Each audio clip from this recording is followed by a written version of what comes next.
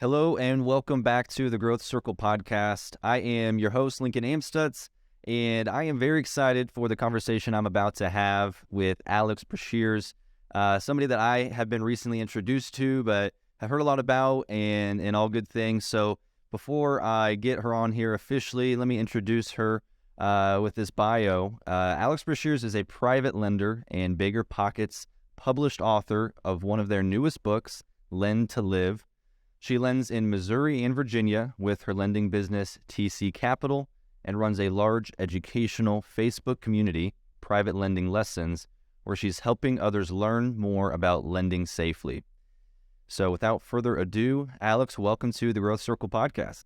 Thank you, Lincoln. Thank you for having me. Yes, absolutely. Absolutely. Now, I'm excited to get in here, hear about your story and what you got working on currently. And I know, so publishing a book is a big thing in general, just to write one and publish one.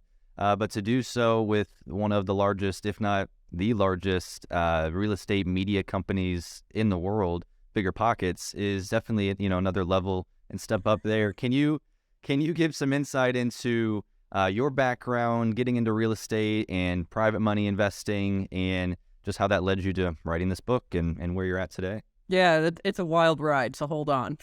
Yes. I'm a military spouse, and for those that have no affiliation with the military, it basically means I move a lot. I'm currently sitting in my 19th address in 22 years. We've been stationed all over the U.S., inside and outside the continental U.S. I currently live apart from my spouse. My spouse lives over in Europe, and I decided to stay in the United States. So we have spent a lot of time just being in new places. We've often moved somewhere that we've never even visited before. We're just like, all right, Uncle Sam is sending us here. Let's pack up. Let's go.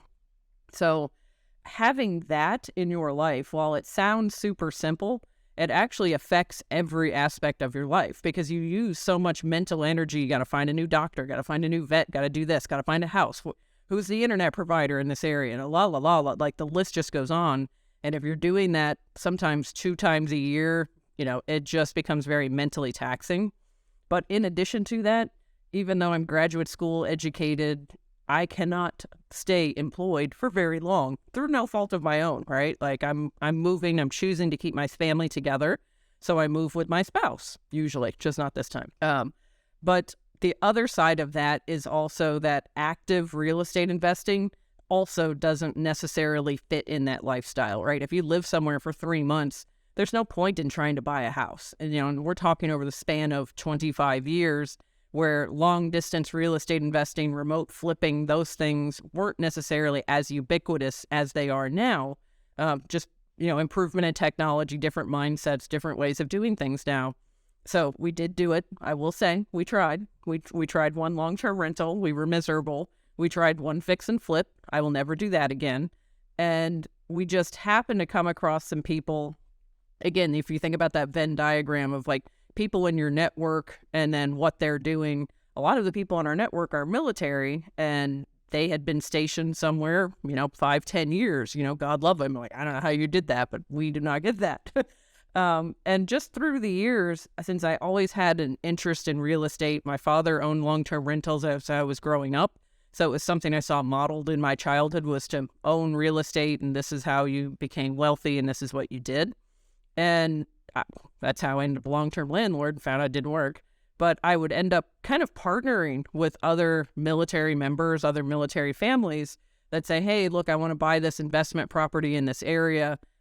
Is there some way we could either like do a JV or something? And that led me down the road to lending because I did do some JVs, but as an owner, you're kind of involved with the tenants, right? You have to pick out pink colors and all these other things. I'm like, I don't want to do any of that. I'll just take cash flow, please. So we just did lending. Every time we'd move, I could continue lending in a market I knew because I had lived there for a period of time. So I didn't necessarily have to keep moving my business every time I moved. I could lend in certain areas. I knew those certain areas. I had trusted people in those certain areas. So it just kind of blossomed out of that just chaos of a life, became a business that I could keep doing despite that chaos of life.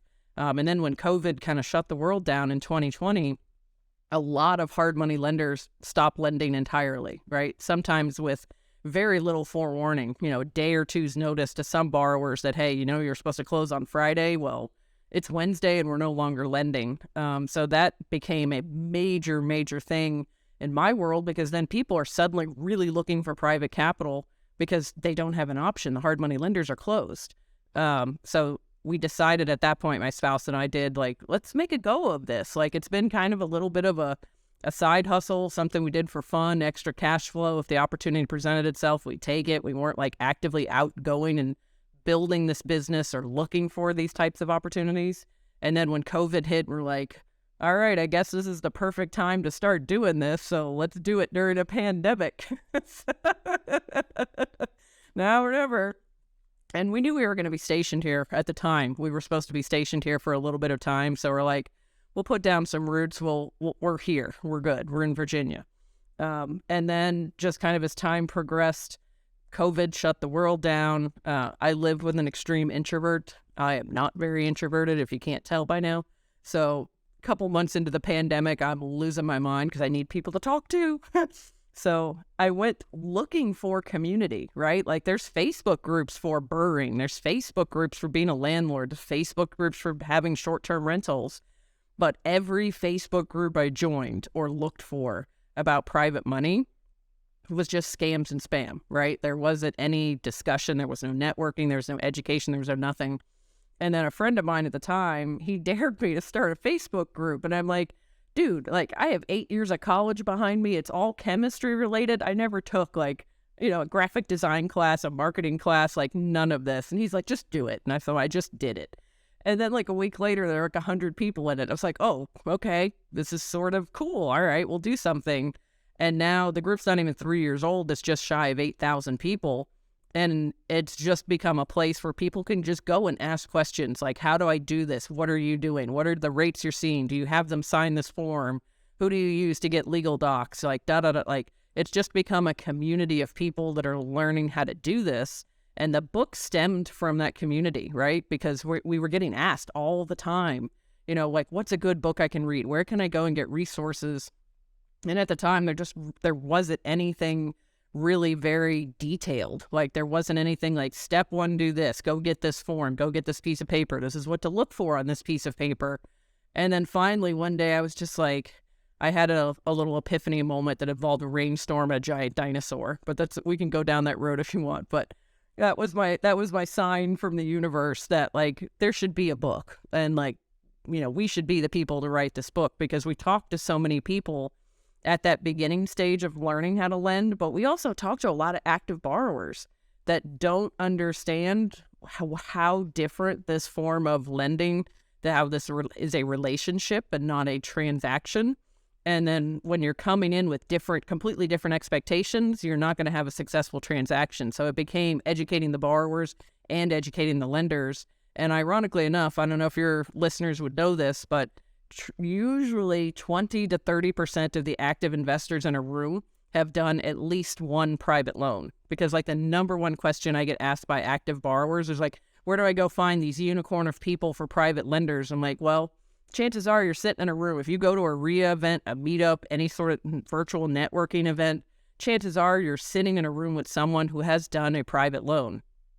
Yeah, that's a good point of just looking at your current network and people that either have currently done them or would be willing to do them because, they're in a position where they're able to. But I like how you utilized you wanted to get into that community, right? During COVID, you built this Facebook group around that. And then it just made sense at a certain point of, well, I've got this community now and all these questions are being asked and, I'm helping educate people on private lending. I am now in the position of I can write an actual book and, something substantial here that would help people because you've already had these conversations and discussions of the main questions being asked and giving advice on the processes of how it worked. So I like how you just, you took the natural step there and taking that step to write. Yeah, absolutely. And I think that tends to be kind of a stopping point for a lot of people, because they think they need to know what the whole staircase looks like. And I'm like, no, you just need to know the next couple of steps. And then your vantage point's going to change when you get up those next couple of steps. So, like, don't wait to know what the whole staircase looks like. Just start going, everything's figure outable, right? Like just keep figuring out little by little by little. And I think sometimes it can be really overwhelming for people, especially in real estate investing. Like there's so many things you need to learn in real estate investing, and they get overwhelmed and they just either just don't start, or they just quit and they give up, or maybe they partner with someone that's not a great fit for them because they're like, I just don't want to do this part because I don't understand and it's too complicated. So I really, really try to stress to people, like, you don't need to know it all. Like, we got YouTube for that, right? You don't need to know it all, but you need to have the right mindset that you can figure it out and you can take it on. Right. I say that all the time is education is crucial. You must have a basic understanding, but there is such thing as overeducating to the point of, yeah, you paralyze yourself with, well, I've got to, know all of this and know exactly A to Z step versus, having a good understanding of, okay, I'm going to get this deal and then I'm going to go all the way through the process of then selling it. You've got a good understanding, but then, you really know your first 3 steps, and then the other 20 steps down the line, those will come as you're in the motion there. And yeah, you surround yourself with people that can be there, that you can ask questions of, and, groups like yours that people can go to along the way and discuss things. So I think you're right on there with people just needing to get started, and as they are in it, they'll be able to find the information they need to continue the deal. I wanted to kind of go back. It's really interesting hearing about this community you've built. How for you? It sounds like your parents were in real estate somewhat. What education did you use to learn about real estate, to figure out how to buy a house as a landlord for that one time and to do a flip? How did you learn about it, and what got your initial interest in real estate in general? So I would say my first kind of official foray into real estate would be as I worked as actually a hard money loan broker. I worked directly for a hard money loan broker in the early 2000s. I then switched to conventional broker, so doing owner-occupied property. And the hard money loan broker I worked for, he actually was funding his own deals, but also doing brokering through this hard money loan company that he was affiliated with. But I was also his office manager. So I was, this was back before like phones were smart and everybody had a camera on them kind of thing. So I was like driving applications out to people at the job site or at these properties. I was walking the properties with them, and then I was running the numbers for the lender on behalf of the lender, right? And so I was literally learning real estate just from that job. Like I was getting paid to learn just from that job because I was physically having to go out there and do these things and look at these things and talk to these people and figure out the numbers and having MLS access and trying to pull up comps and what's this area doing? What's that zip code look like? Is it going up? Is it going down? Is there path? Is that part of the path of progress? Like all of these variables. And so at that point, I kind of got a backstage pass to real estate investing, right? Because if you're a lender, you have to learn how to underwrite the deal because the deal has to make sense. As the lender, you have to go out there and be able to look at a scope of work and say, yeah, okay, this definitely electrical needs to be upgraded if you want to put an AC system in this house, for example. So you start learning all these pieces and parts that active investors also need to know, but I didn't necessarily have the responsibility of having that property, right? If the AC broke, they still showed up on the first in my office to pay the mortgage payment. If the tenant moved in and trashed it, they still had to show up at the first and, pay the mortgage payment. This is back when you had to actually take a physical paper check to somebody, and then you would take that paper check to the bank. So, you're making conversation with people when they come in, like, oh, how's your flip going? How's this going? Oh, I'm on my 3rd contractor.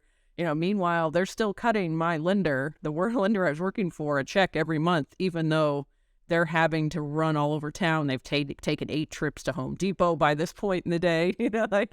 And I was like, yeah, I'll stay on this side of the table. Like, I'm cool. And the long-term rental that we had actually ended up it was our primary residence. And then we were moved out of the area thanks to Uncle Sam unexpectedly. That's the world we live in. So we became kind of accidental landlords. And that one, it was never designed to be a rental property. It was horse property, had a barn. It was never designed to be residential real estate for a rental. Property management company had no idea how to handle such a unique property because it's not very often you find someone that's got a horse property, for rent. Maybe in Missouri, but not in Florida. So like it was just a whole process of things, and they did so much damage to the home. And it was a home we had lived in and loved and we were emotionally attached to. And I was just like, I will never do this again. And then times caught up, and we do participate in long-term rentals, but we do it through syndication. So I'm like, I don't want to pick out a paint color. I am terrible at that. I am from the South. Everything's going to be purple, green, and gold if you leave it to me. So like syndication for me fits pretty well because like I just want to contribute. I want to have part of the ownership, but I don't want to talk to a tenant. I don't want to pick out paint colors. And so that's how we participate as long-term tenant or long-term owners now, is actually through syndication. Right. That's neat that you had a natural, just based off of what you were doing at the time, that was a natural way to educate yourself, learn the business, and get a really good insight into, the inner workings of contractors and these maintenance and things on house, all of the things that go into running a rental and having these properties. And then you gave it a shot yourself, right? With just keeping that one, which is a very, reasonable, fair thing to do. It's like you're moving, okay, let's test this whole rental thing out. But the good thing is that you learn very quickly, okay, this is not the place I want to be in. This is not the focus we want to have in real estate. But yet not like, okay, let's just, go to the stock market. We'll do something different. Like we can still be in real estate. It's just going to look a little different for us. Maybe the majority of people are going this way with long-term rentals, but you had it within you to, okay, let's shift. Let's look at something different. Syndications now. Is this private money lending? It sounds like over, some years later, the private money lending started to become a better option, with the people that you were around. What education went into that process and learning how do I even lend money to somebody? I know the deal well enough now, and I know the real estate, but, structuring that loan, how did you learn how to do that? So I paid for someone's time. I cannot stress this enough. So I found an attorney, or for our first loan, I found an attorney that's familiar with lending in that state. And I literally paid for a 2-hour consultation. And I'm like, what do I need to know? What do I need to be aware of? Can you do the docs? What happens if we foreclose? What's the foreclosure timeline look like? All the like big burning questions that I had. And I paid, $800 back then for a 2-hour consultation for an attorney. And I got, all right, here's everything I need to know. He's going to draw up the docs. Here's what I knew what the foreclosure process looked like. I knew what the timeline was. So if we had to execute, like worst case scenario, we had to execute this, I was comfortable with. I knew the process. I knew the timeline. I knew who to go to. And the reason I say like paying for someone's time, because obviously like everybody gets hit up like, hey, let me take you out for coffee and we can talk whatever it is we're talking. And not to say that's not a bad, it's a bad thing to do. But at the same time, there's a lot of tire kickers, right? And if you're going to spend your precious time, because you can't get any of that time back, if you're going to spend that precious time with another person, if you don't have a friend relationship, family relationship, some relationship where you're like, I'm feeding this relationship together with this other person. This is a total stranger. We're going out for coffee. And I'm like, okay, but, not to sound greedy, but it's like, how do I screen out the people that are tire kickers versus people that I'm going to be pouring into them in some capacity? Even if it's not a relationship, I'm still pouring into them. How can I make sure that is worth my time? So like, I've had a couple people, they'll reach out like, hey, can we jump on Zoom? Can we talk about private lending? And I'm like, sure. Is there some quick question I can answer for you over chat? Or you got the group, post in the group. There's plenty of places to get quick questions answered. And they're like, oh, well, I need this explained. I need that explained. I'm like, okay, well, then we can do a paid consultation. And then we can jump on Zoom. We can do the one-on-one. I can walk you through the whole thing. And I've had people balk at it. I'm like, okay, cool. Like, there's a book. Go buy the book. Like, that's literally everything's written out for you. But they won't even read the book. So I'm like, that I just saved myself 2 hours of my time for someone that was a tire kicker. And so when I talk to people and they're always like, oh, how do you get started? And I'm like, I'm not saying go find a mentor. I'm not saying go find some super expensive mastermind, but someone that is doing the thing you want to do, pay for some of their time in some capacity. whether you're going to work for them, you're going to actually pay them, whatever it is. And then when you're doing that, don't necessarily focus so much on the logistics, like, how do I do this? How do I do that? A lot of that's on YouTube, right? Or, hire the real estate attorney because you're going to need one anyway. But ask them, like, what has been your personal experience doing this? What have you gained from this? What would you do differently? Would you do this again, in any capacity? What are the pitfalls? What did you realize now that you didn't know back then? Because that is going to be far more valuable information to someone than just like, what form do I need them to sign at the application? Like, what's the state disclosure for Missouri I need them to sign at closing? Like, you can ask an attorney for that. You could probably ask your title company for that, and they'll give you that answer for free. But what they can't tell you is, like, how has private money lending kind of meshed into my life? How is private money lending, how could I build it into a business? What does that look like? What are my options? So I would say 100% to people, yes, ask people to go to lunch or whatever, but also understand what you're asking from them. You're asking time from them that is something they can never get back. Right. I think you're spot on, and touching on something that's very crucial is providing value back to the people that you're wanting to engage with and you have questions for. Because for you, your value in that scenario was going and just paying for a couple hours of his time, but you got exactly, what you needed in that case. So that, those questions that needed answered and, the contracts that, ended up getting from that. But it's definitely not, it can be difficult when I'm sure for you start having a lot of people reaching out and, having these questions, wanting to conversate. And I'm sure it's changed over time, your immediate answer of, okay, sure, let's jump on a phone call versus now like, well, hey, I've got this forum, I've got this book, check that out first. What was that process for you like in starting to have to maybe even say no to some conversations or pointing them elsewhere? Was there a change over time of how those conversations went? Yeah, it's definitely been a change, just because there's only so many hours in a day. And also, as we kind of grow, your priorities change over the course of your life. And in the last year, I was in a pretty moderate car accident. I broke both my arms, and it just changed my perspective of like, I need to do some things for myself before I get too old to do them, or something happens physically and I'm not capable of doing them. So like, for example, I bought a horse, and like, I'm a horse person, been a horse person my entire life. And because of our moving, haven't gotten to have a horse in about 15 years. And so that's the equivalent for anybody who's not a horse person. That's the equivalent of having a baby. Only this one's 1,500 pounds and has a mind of its own. Yeah, a little bigger there.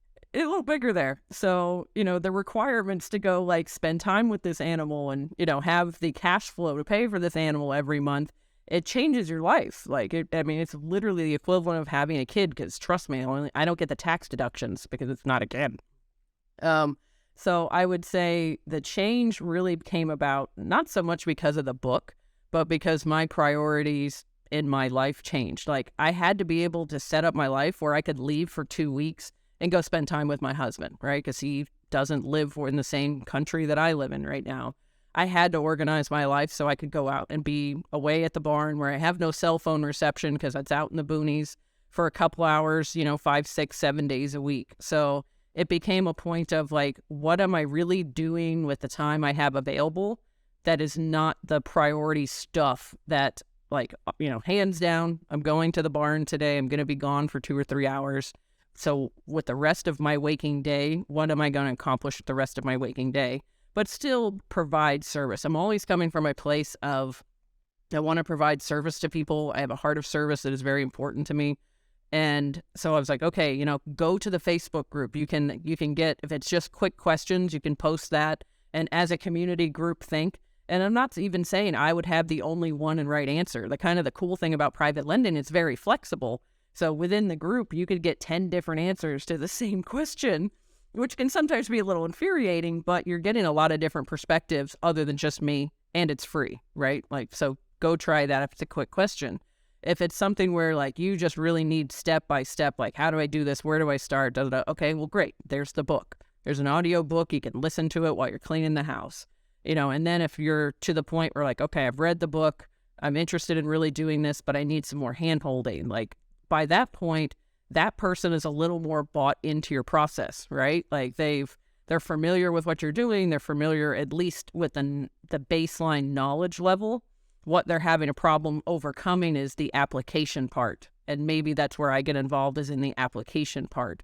So it's not so much like trying to head people off, but it's really trying to meet them where their needs truly are, not what they think their needs are. So if they're up to a point, they know nothing about real estate, they've never done lending, they don't know how to underwrite, a fix and flip, they don't know how to underwrite a rental. It's like, okay, great. At that point, like, we don't need to be jumping on a phone call, because I don't need to be explaining to you what underwriting means. There's tons and tons and tons of resources out there. Like, let's get you caught up with a baseline knowledge level, and then let's jump on a call, because it will be so much more valuable to you as the investor, or you as the potential new lender, than it would be if we spent 2 hours on a Zoom call with me explaining to you what a lien is, right? Like, it's that difference where they've already bought in themselves, like that talking about time value, right? They've already spent their time, reading something, looking something up, asking questions, interacting with other people. So they're kind of bought into their own success, whether it's just answering a question or doing a loan. Right. And I can tell you're genuinely wanting the best for these people that are reaching out, and it's going about it in such a way that's actually going to help them the most, right? Somebody that's early on, and whether it's private money lending or real estate, they might not even know, the right questions to ask and what they should be reaching out for. So you're helping guide them, hey, actually start here, look at this resource, or, read this, whatever it is. And then as they've bought into it more, like you're saying, and they start to get a better understanding, then maybe you can have a conversation, or then you can point them in this right direction. So it's not only, you're teaching them almost to value their time more, of, hey, here's how you can spend it effectively, and that saves you, of course, on your end of, hey, your life is definitely is busier, right? Like you said, either you're moving, or you've got to set aside times for the things that you want to focus on. And I'm sure that's just, a natural process of, as things continue to grow, you learn how to delegate, to split up your time better, point people in the right direction, helping them all the while, more and more people, but it's doing it in such a way that's actually beneficial for you both. I wanted to see, so you got into this, private money lending at this point, but now it seems like it's growing into more of a substantial business and, very consistent line of income for you all with TC Capital. Can you explain how, TC Capital even came about, and a little bit more into what you're doing today, or the growth that's led it here? Yeah, absolutely. So my spouse has actively served for 23 years. So we are now looking at, what does our life look like now, in retirement? Where do we want it to be? What is our income needs? What do we want to do? And so as we're making those changes and having those discussions, it's like, okay, well, we could build this business. Cash flow has always been very important to us. We've never been an equity investor. That's just not our thing. Because horses don't eat equity; they eat $50 bills. Yes. So we've started having the conversation of like, okay, this is something that we could do from anywhere. So if we decided we wanted to go live in an RV for 2 years and travel around and see every national park in the United States, which is an option, we could do that, right? As long as we have electricity and internet access, like, we could do this lending thing from pretty much anywhere. And so I was like, okay, this is a business that could fit all the options of our lifestyle, whether it's RV, move somewhere, travel a lot, go on cruises, whatever it happens to be. And so we decided, I don't like doing anything alone. I enjoy the company of other people. And again, going back to my community, 23 years as a military spouse, I know a lot of other military spouses, just put it that way, obviously. And it, from my network, appeared two ladies, military spouse, one's also a veteran, and we just decided, like, hey, we all have similar life goals. We're on that similar trajectory. Their spouses have served for a considerable number of years in their respective branches of service. So we're like, we could do this. We could form a lending company, and we could do this. They also had ties to Missouri. So I was like, all right, this makes sense. Like, it just kind of organically happened. These are ladies I've known for a year to 3 years, active investors in their own right in some capacity. And I was like, yeah, we could do this. We could make this happen. And it just kind of organically over the course of several months, like, what would this look like if we did it? And how would we do it? And who would we need? And what's the process? And, what are we doing? And it really kind of evolved into this full-fledged business where, like, we have, capital partners that we can help. People come to us and say, I just need to find a loan, like, okay, well, cool. We can put your capital somewhere to work. Or we have borrowers that are like, maybe they're just starting out and they're not quite sure. Like, we've done 1 or 2 rentals, but I really don't want to work with a hard money broker again. So what does this look like? So we're making those introductions to borrowers. Again, always leading with service. Here's some education. Here's a vendor. Here's a connection. Have you talked to this person? Have you tried this thing? Have you thought about this aspect of it?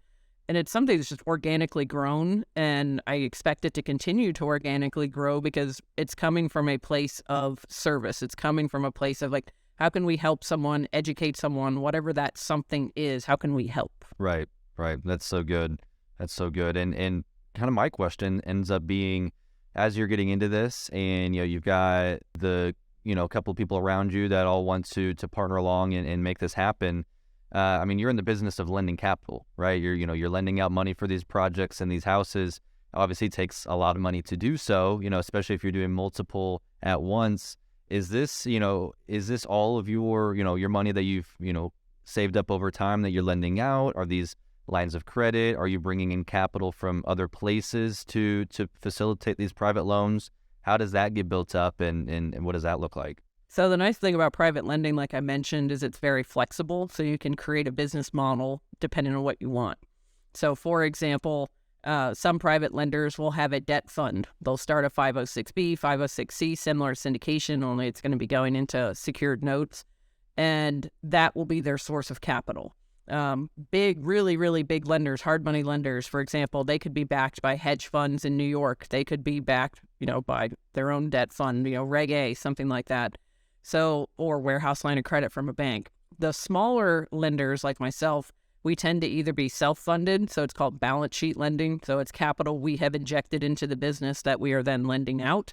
We can also do brokering, which is another model a lot of smaller lenders use. So people within their network in some capacity, whether that is friends, family, associates, other real estate investors, they just need capital placed for a period of time. Maybe it's a fix and flipper that just needs a year off from fixing and flipping for health reasons, right? Like I have $100,000 that I was going to pour into my next project, but now I need to take a moment. I need to take a year off and help, mom and dad into a nursing home, for example. So we can help place capital that way. So that allows them to get income, and then we are also matching them with a borrower. So the borrower's getting a project done, the individual is getting their monthly interest-only payments, their cash flow, their capital is getting put to work. And then there's obviously, like you mentioned, there's business lines of credit that could potentially be pulled down to be used. You just got to be careful with that, with the timing, because some business lines of credit might have, a very short deadline. It might be you could only have this capital for 6 months. You can only have this capital for 12 months. And then whatever the interest rate is, obviously, you want to make sure you're charging above whatever that interest rate is. Otherwise, your business is negative every month. But yeah, there's a wide variety of sources. So it could be self-funded. You could do brokering. You could do business lines of credit, debt fund, warehouse line of credit if you get big enough. There's even white label funding. So once you have enough experience and enough what they call loan tape, you could go to some of these bigger companies and say, hey, I would like to be able to close loans in my name, but they will fund it, which is white label funding. So there's so many different ways to build the business. It's just a matter of what are your priorities and, what do you want to do and what's the timeline you want to do that in. Absolutely. No, that's neat. I didn't even know about all those ways myself, but I'm sure there's so many people willing to get involved in it in some capacity, and then you're just end up being the one that structures it, that connects this money to the person that is needing to borrow, and you get to be that that company in the middle that is handling it all. Is this something that you're actively wanting to bring more and more money partners on through your Facebook group or other networking connections, that you're wanting to build this up more and more? Or do you ideally stabilize at a certain point where you're mostly utilizing your resources and your money sources to lend on these projects? Or is this thing just going and going at this point? I think there's probably an upper limit to the brokering, because obviously you're having to maintain those relationships, right? The relationship with the person providing the capital, the relationship with the borrowers. So at some point you start sacrificing lifestyle for scale. And I know that's really popular in real estate right now. Scale big, scale quick, do this, get 1,000 doors in 2 years. And but at what cost to both your mental health and your lifestyle and your family? So at some point, it's not about scaling just to scale, and more is not always better. So there's that balance of what do I want my lifestyle to look like? What income do I need to support that lifestyle? And then how can I get there? And so I can't say 10 years from now, we will not do any brokering ever again. We will be 100% self-funded. I don't know that. But it could be 10 years from now, maybe we only work with debt funds and we originate for debt funds. So someone wants to raise capital and then they just want someone else to deploy it for them. Sure, we might work for 3 or 4 different debt funds, and then that's our source of capital plus being whatever we have in the business. It's hard to say, but I will tell you, the desire to just scale and scale and scale and grow and grow and grow, it's got to be metered, right? It's got to be metered for what you can handle right now. It's got to be metered for your lifestyle, for what you can. So yeah, we're always willing to talk to people and say, hey, I have capital place. I don't know where to start. I would just like you to kind of walk me through my first loan, or help me, find a loan and keep my capital going, because this money is paying my mortgage payment, or this money is paying my car payment, or, whatever it happens to be going to on a monthly basis. So we're happy to help with that. But, looking long-term, 10 years down the road, I don't know what that picture looks like. I'll still be doing it, but I just don't know what that picture looks like, because I'm not entirely sure. Like I said, we're getting towards the end of that active duty service time. And after all those years, I've probably spent 50% of them actually with my spouse. So as he's retiring, it's becoming very cognizant, I want to spend time with the person I'm married to.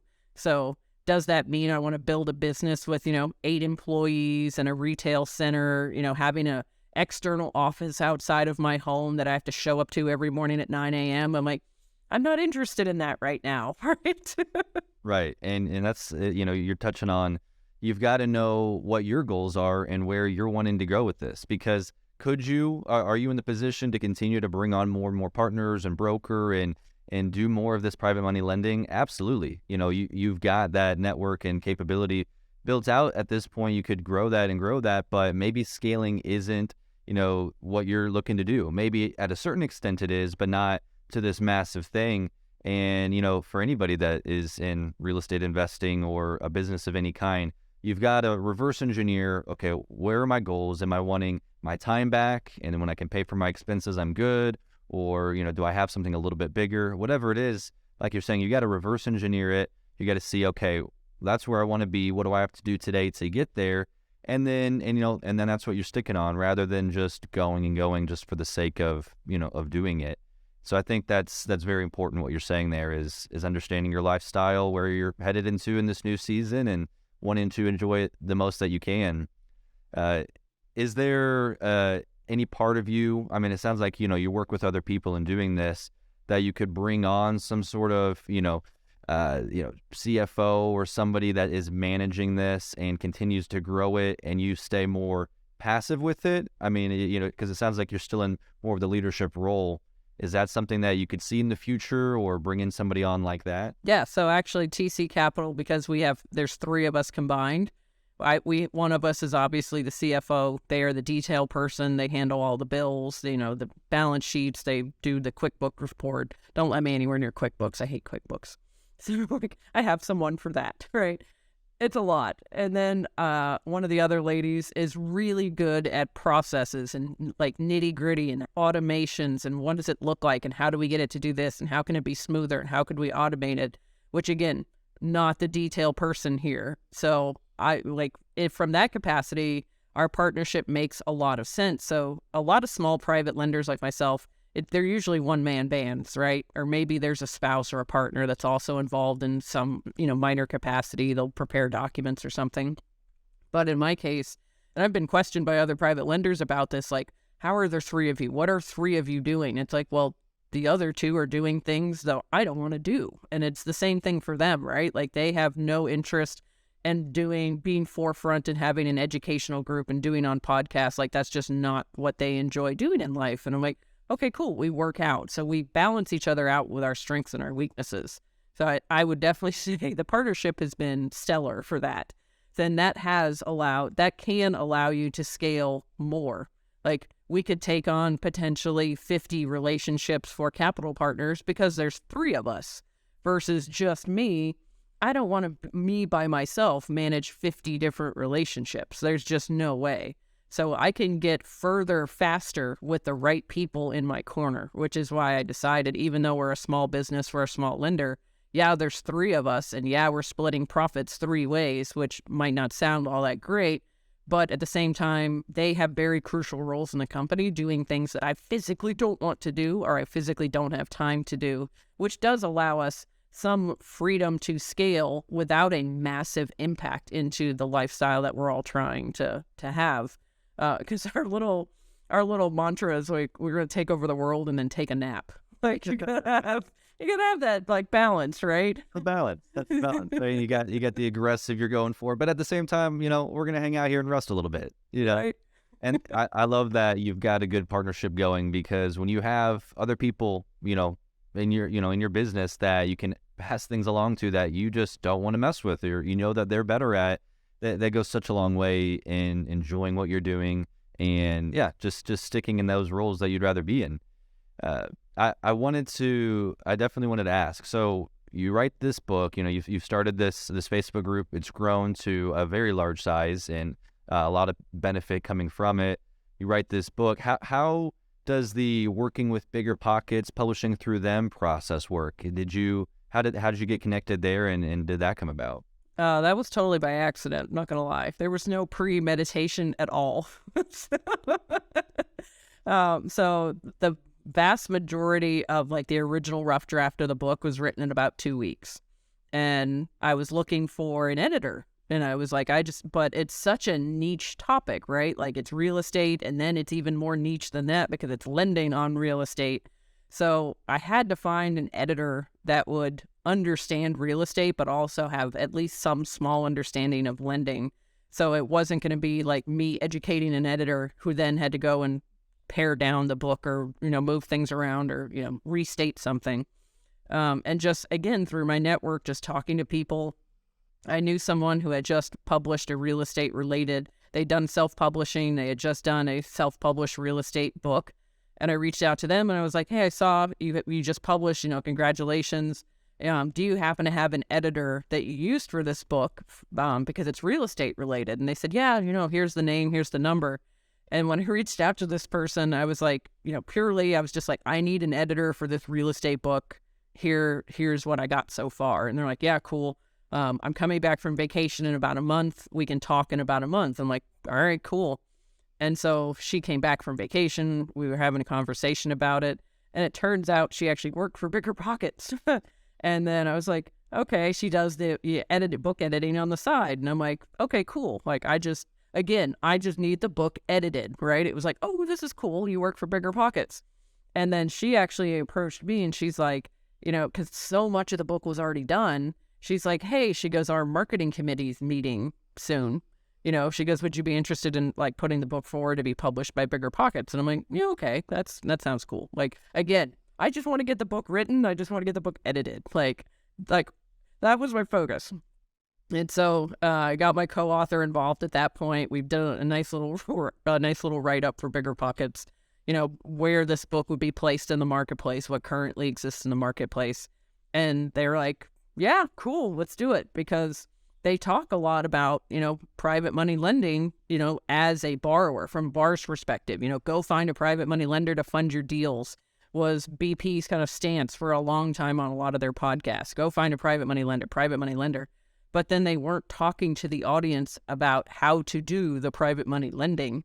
And that's literally what we created the book to do, is very action step oriented, like do this thing, think about this thing, execute this thing, here's your next consideration. It was all about how to physically do this. There's some theory in the book, but it was very important to both of us that we made sure that there's a lot of action steps in the book, because that was really what was missing. Right. That's so good because, like you said, and I listen to Bigger Pockets, I have for years and years, and exactly, private money lending always comes up, utilize this strategy, but it's, I'm sure so many people are listening like, well, what if I want to get into that? Like if everybody's utilizing it, how can I get involved on that side of the transaction? And it just naturally fit right into their needs there. And it's just one of those crazy connections. You got in touch with the editor, and before you know it, you're working right with them. Do you do much with them outside of, now this book? Like, it sounds like you've gone to some conferences. Is there much else there that, you connect with on Bigger Pockets? Yeah, I mean, they're doing a lot in the space of private lending. They're moving a lot more into the private lending space as they see there's this need for people to both get private capital and learn how to work with private capital. So I'm super excited. They want to basically kind of come up with a term for private lenders like myself, because hard money lenders are moving into this moniker. They're moving away from being called hard money lenders, and they are calling themselves private lenders. And there's no like industry standard, right? Like I'm a private lender. Well, so as these nationwide, huge, multi-$100 million volume lenders are also private lenders. That's what they're calling themselves. But our two business models are totally different. The experience a potential borrower would have with us two are very different. So it's part of the conversation currently is we need to come up with some industry standard terms for people like me, for those types of lenders. Not so much because we need a new term in real estate. We really don't need more vocabulary. But there's a lot of terms out there. But realistically, for a borrower, so they can come forward, and so the baseline of vocabulary is the same. So if someone says X, Y, and Z, the recipient of that message understands what X, Y, and Z means and has certain expectations around what X, Y, and Z are. So Bigger Pockets is really trying, because they're so big on education, and they're trying to reach mostly a lot of new investors and some that have some moderate experience. And so if we can start there and get them to understand that leverage is a tool, leverage is a tool, and you can either use it as a sledgehammer, or it could be a ball peen hammer, it could be a saw, but you have to learn how to use it as a tool, because it can sink your business or it can make your business successful. So it's a lot of those conversations within Bigger Pockets about like, what is the correct terminology? How do we get this across to our audience that in this particular situation, we're talking about this kind of lender, we're talking about this kind of loan, and this is a good case study. This is why you would use this product over this product. Because I'm not saying private lenders like myself, we're like creme de la creme. Like, we do everything, we're awesome, nobody beats us. We have our fallback or our drawbacks just like everyone else does. And so understanding what the tools are in your toolbox is very important, and then understanding how to use them. And I think Bigger Pockets is basically we're trying to push them towards like, you need to educate not only about acquiring, but also keeping, right? Because it's always acquire. Get, 40 doors this year. But there's not a lot of conversation about like, all right, well, how do you keep 40 doors successfully? How do you keep the cash flow coming in? Like, what's the terms in your loan that might make it more difficult to execute your business plan? Like right now, for example, just because of the way rates are, the Fed raised rates yesterday again. So lenders are trying to find creative ways to bring the rates down. And one of those ways might be having a hard prepayment penalty. So you might be locked into that loan for 5 years, and your recourse for that is you have to pay some percentage of the principal balance as a penalty. And sometimes it could be pretty hefty. It could be 1 to 4% of your loan amount is a prepayment penalty because you want to pay this back before 5 years. That, okay, well, if this is something you're going in, you're like, I'm going to own this rental forever, I'm going to pay it off. Like, I just wanted the, half point lower interest rate. I'll take the 5-year hard prepay. Cool. But if you're going into this solely focused on what's the rate and what's your terms, because that's what active investors drill into, right? Like, that is a question everybody starts the conversation with. What's your rates and what's your terms? It's like, well, you pump the brakes. There's like 12 other things about a loan that are far more important to you as a borrower than rates and terms at this point. So I would say it's a funny conversation to educate people when they come in with the rates and terms conversation. It's like, okay, well, if you're going to have this loan for 3 or 4 months, why are you so focused on paying 11% when I told you 12%? We're literally talking about a couple $100. Like what's the thing? Okay, well, you can go to the 11% person, but maybe they're going to require you to have a hard prepay. Maybe they're going to have a minimum guaranteed interest. Maybe they're going to make you pay 12 months of prepaid interest at closing and then just credit you the interest that you use as you use it. So like, yeah, they'll do 70% loan to value, but they're going to make you bring 12%, of the interest that's due for that whole 12 months. You're bringing that to closing. Like, there's all these other aspects to the loans that, again, through education, active investors just don't know. So like having those conversations with Bigger Pockets, it's very much about education and using leverage as a tool and understanding what those tools can do. That's so good, because you can get so focused, again, like you're saying, on the acquiring and not the, okay, long-term, version of this, the holding, how to be competent there and get the loans that are going to complement the, your goal for that property. Because like you're saying, if you're just focused on interest rates and these terms, those might not be the most important aspects of this loan, right? Like, again, if you're holding this 3 months to 6 months, it's going to look a lot different than, a year and multiple years long term, because these loans, like you said, there's new aspects to them that you have to look at. You have to educate yourself on, okay, yeah, what are the prepayment penalties? What are some of these other things they've thrown in there that's going to benefit them but could hurt me based off of my goal for this property? Could you go a little bit into what does distinguish, you in private money lending from kind of this hard money institutional lending, some of the differences there, and even what you look for, in these deals to be willing to lend on, lend privately? Yeah, so I have a slightly different definition of hard money versus private money, and we talk about this in the book, actually. So private money in my eyes is someone like me, our business entity, we've come together, we are lending out capital that we directly control, whether that's balance sheet lending because it's our own capital, whether we're doing some sort of brokering, we have a debt fund, something like that. The bigger lenders, what I would consider like a brick and mortar lender, they have actual stores, actual storefront. Maybe they have like fully formed marketing teams, they're doing $500 million a year in loan volume. They have capital, but their capital comes with strings attached, right? Like, so if they're getting a warehouse line of credit from a bank, right? If they go to the bank and say, hey, we want a $200 million line of credit to run our business, well, they're going to have to submit a business model, right? They're going to have some sort of risk mitigation procedures in place. They're going to have some SOPs because they're going to have a loan origination team, and then they're going to have a processing team, and then they're going to have an underwriting team, and then they have a closing team, and then they have a post-closing team.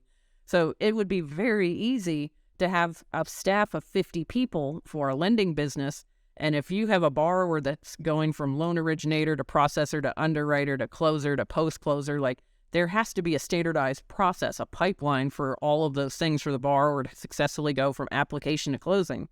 So all of those things, you have to kind of say, all right, we have a fully formed, what most people would think of as like a formal business. You have to sell that business model to the bank and say, we're only going to lend to borrowers with a 680 credit score or above. We're only going to do properties that hit this criteria. We're only going to lend to borrowers that have, 5 properties in the last 24 months, some experience, whatever those benchmarks are, because they have built that into their business model and their risk mitigation. Also, there's a whole secondary market. So after those loans are originated, if anybody's ever bought a house, you probably realize as soon as you sign on the dotted line, the ink's barely dry, and you're getting a notice in the mail that your loan has been sold to blah, blah, blah company. So that secondary market, so they might be originating the loans themselves with their own capital, but then turn around and selling it on the secondary market. So it becomes a matter of what is that secondary market's appetite for loans right now? And they obviously have to conform in some capacity, right? Because that's how you would sell them. So they're kind of stuck with these underwriting criteria and these risk mitigation criteria from the secondary market because they have to get the loan off their books so they can get recapitalized and lend again.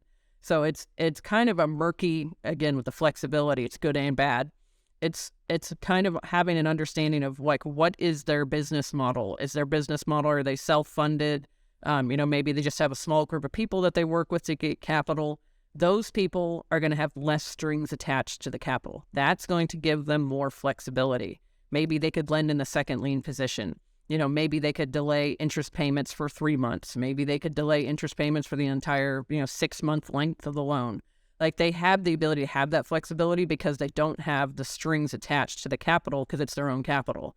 Versus these larger lenders, they're liquid all the time, right? I will freely say, private lenders like myself, one of the biggest things we struggle with is liquidity, making sure we always have capital available for borrowers. So you're balancing, like, how much do you market for borrowers versus how much capital do you have available? Whereas these larger companies, because they're so liquid, they can just turn on the marketing machine and whatever comes through, they know they're going to be able to fund because they have these large, warehouse lines of credit fund, debt funds, hedge funds, whatever it happens to be. So it's a very different business model, and each borrower is going to have a very different experience in that business model. But the parameters that they have put in place are probably put in place by someone other than that lender. So that, to me, it's really about who's making the decision. And generally, who's making the decision is dictated by whose capital is actually going into that loan and what's happening to the loan after it closes. Right. That's so good to make that distinction and realizing, who are you getting your money from, and then what is even their capability on, the loan itself and the flexibility there. And just having that knowledge and understanding going in is huge. And you kind of touched on it even for you all. Before we go on to kind of our, some of these final questions I have for you, what for your company, are you looking to bring more people on and continue to lend out more money right now? Like you said, are in that marketing phase, or are you pretty set with, hey, we've got a group of investors that consistently need funds, we're kind of stable right now? Where are you all at in that process for your company? Yeah, we're definitely looking for individuals that want their capital placed, and for borrowers that are looking for capital for, residential fix and flips. Maybe they want to buy something and take it down and keep it as a rental property. But the property's vacant or won't qualify for bank financing, something like that. So yeah, we're still definitely in the growth phase of the company. It's a new company for me, for all of us. So we're definitely still in the growth phase, but it's a matter of like, how much do we want to grow and how quickly do we want to grow? And also, who do we want to grow with, right? Because if someone's, their moral compass isn't the same as our moral compass, we're going to be like, no, like, we're not a good fit for whatever reason. We're not a good fit. And, maybe it's, we don't like their moral compass. Because again, we're very much about education and trying to have a win-win situation set up for both the lender and the borrower. Because you can't have a successful transaction if only one of you wins, right? like the lender isn't going to have a successful transaction if the borrower defaults, and the borrower is not going to have a successful transaction if the lender sets terms that are going to kind of push them into default, or that are not favorable to the lender to remain in business, because we are a business, we have overhead, we have costs, we have time. So it's really very much a balancing act. You got to find that happy place of like, yes, we're growing. Yes, we would love to talk to new people. But at the same time, it's like, we want to talk to the right people. We want to talk to people who have a similar mindset, who understand, who have a sense of responsibility. For example, like, oh, I'm going to fund a loan. And then 2 months later, they're like, I really need that capital back right now. And it's like, well, you signed a 12-month loan. Like, there's nothing we can do for you at this point. You signed on the dotted line for a 12-month loan. You got a 12-month loan. Enjoy your cash flow for 12 months. Right. This is what you signed. This is where you're at. So here you go. And we will, so what we'll do is we'll have, information, of course, to get in touch with you, Alex, and your company, in the description, and, details there for, any contacts, that want to reach out for this capital. I think would be a great thing in working with you all. Now I want to jump into a few of the questions we ask each of the guests we have, as we, get towards, this point in the podcast. So number one, Alex, what is one of the best pieces of advice you have been given? That everything is figure-outable.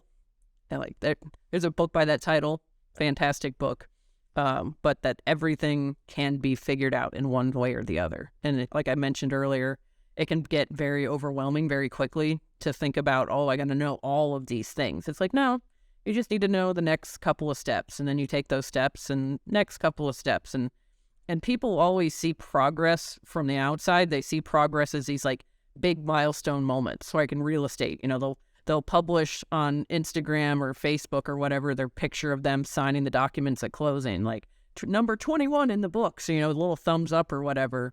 But what they don't see is that person spent 20 minutes, 30 minutes a day looking at Zillow, looking at MLS, talking to realtors, making connections. But they did that 20 or 30 minutes a day every day for the last 6 months. And that's how they have this deal here and they're closing on this deal. So I think people underestimate the amount that they can get done in a short period of time, but consistently. That's so good. That's a great piece of advice. People have done it before. They've gone before you and done the thing that you want to do. There's a way to figure it out. There's a way to get there. Yes. Number two then, what is one of your favorite business books? I don't know if it's so much a business book, but it's a book about mindset, which in my mind is the very foundation of every business you're ever going to start or run. So if you don't have a healthy mindset, you don't have a healthy foundation, no matter what business it is, the business is not going to do well.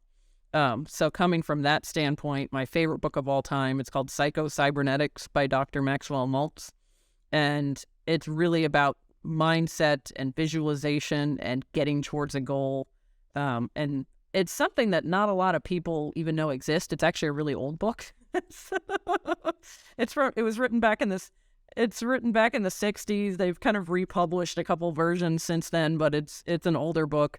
And it's definitely a little dated in some of his examples, but to me, it's definitely about like setting a healthy mindset is 100% the foundation of every business. So if you can't get that squared away, reading any of these business books about like how to read a profit and loss statement or how to do this or how to maximize net profit or net income or your NOI on a property, like you got to make the decisions to get those improvements. And if your decision making comes from your mindset, if that's not healthy, the business isn't going to be healthy. Yeah, I love mindset books. I'm definitely going to check that one out because I have not read it yet.